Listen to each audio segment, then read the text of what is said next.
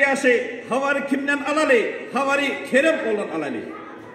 Kerem oğlan nama Aşık Aydın Pir'in yanına baran vatında. Kerem oğlanı Aşık Aydın Pir'i oğulluk edip, sohbet edip, kendine şagird etmektiler.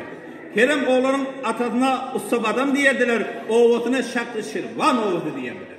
Kerem oğlan öğleyen deninden öten vatında, kim azapta yatı, kim rahatta yatı, kim doğdukta, kim cennette yatı yatan ölüler ölenin gepleş geçerekenler.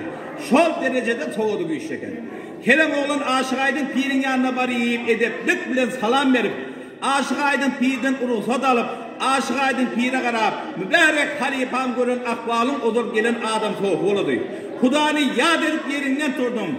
Sonra gelen Resul veli öladı deyip, Aşık Aydın Pir'in göründüğü için beyan edip, eline kara kalma tutarı alıp, 18 perdeden mukam gönderip, 5 kelime tüzaysın gör bak ne mi diyekan.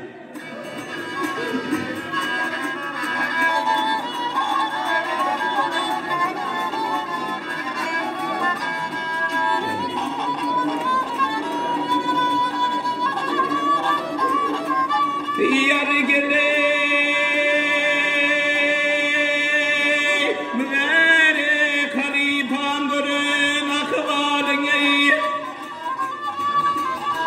yar aman aman aman aman akvalin gel akvalin oğul gelene adam sopi bola diyeyim.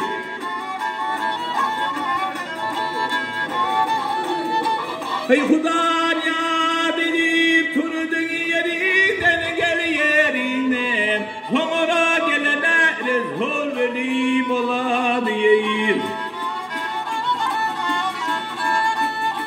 Ya 4 kişi aldığında sonra bir çok abi bol bol şırma onu ettin çok abi. Yar bir iti götürdü gülgün şirabi yar şirabi şirab birine Hazret Ali bola diyeyim. Yar güzeller cembolun seyle çıkıptır gölgüldür be kalanına kaşını kakıptır. Hidar geridine hikil tumarda kiptir gel da kiptir görünü kıydan harmanı deli bola diyeyim. Ya 360 soğuk bu işi bilmez hatlar etmez hep avari olmadı. Ya pire kulu gidene ümit kalmadı ya har gel kalmadı mumi aydan kerem olan yar boladır bak hey